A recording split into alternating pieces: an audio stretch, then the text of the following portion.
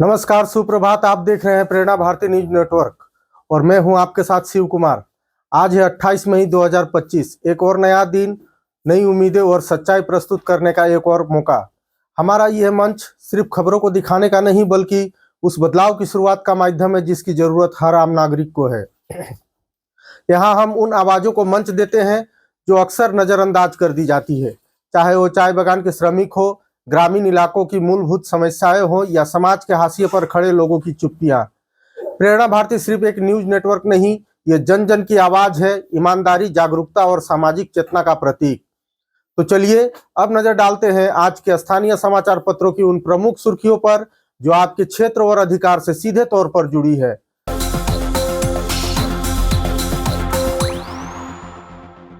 असम के परिवहन अवरोधों को दूर करने के लिए मुख्यमंत्री ने केंद्रीय रेल मंत्री संघ की बैठक।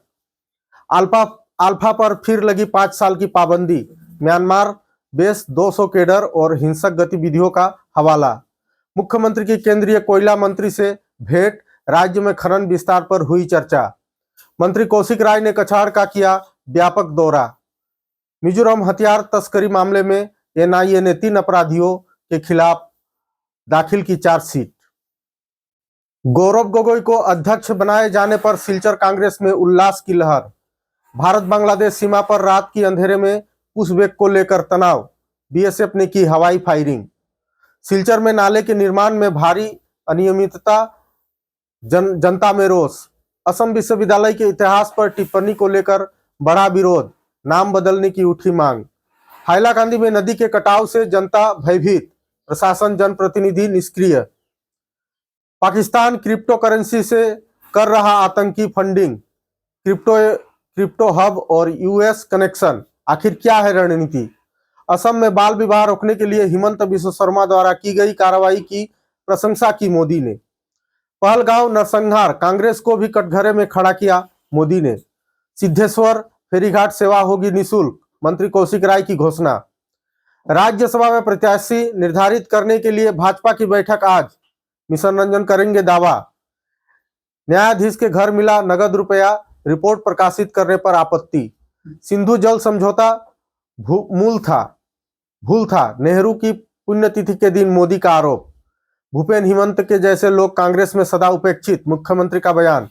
अशांत मणिपुर में विश्व का सबसे ऊंचा ब्रिज निर्विघ्न निर्मित। भारत में 5वें जनरेशन का युद्ध विमान निर्माण करने के लिए केंद्र ने दिया ग्रीन सिग्नल। बीटीसी के चुनाव में भाजपा अकेले लड़ेगी, दिलीप सैकिया का बयान। आरसीसी के स्थान पर स्टील निर्धारित समय के भीतर समाप्त होगा काठीघोड़ा ब्रिज का काम। नेहरू की गलती से ही कश्मीर समस्या उत्पन्न हुई। 1947 में जो मुजाहिदीन कश्मीर में घुस आए थे तभी उन्हें खत्म कर देना था, कहा नरेंद्र मोदी ने। चीन और पाकिस्तान को चुनौती देने के लिए भारत 5वीं पीढ़ी के युद्धक विमान बनाएगा। कांग्रेस अध्यक्ष बदलते ही फिर से यूडीएफ के गठबंधन के सपने। बदरुद्दीन को युवा पुत्र में उम्मीद की किरण दिख रही है। आईएसआई के 4 एजेंटों से संपर्क में थी ज्योति, फॉरेंसिक रिपोर्ट का दावा। गौरव को लेकर कांग्रेस में उम्मीदें निम्न। असम के 2 कार्यकारी अध्यक्ष दोनों उजान क्षेत्र से, बराक को फिर से किया गया वंचित।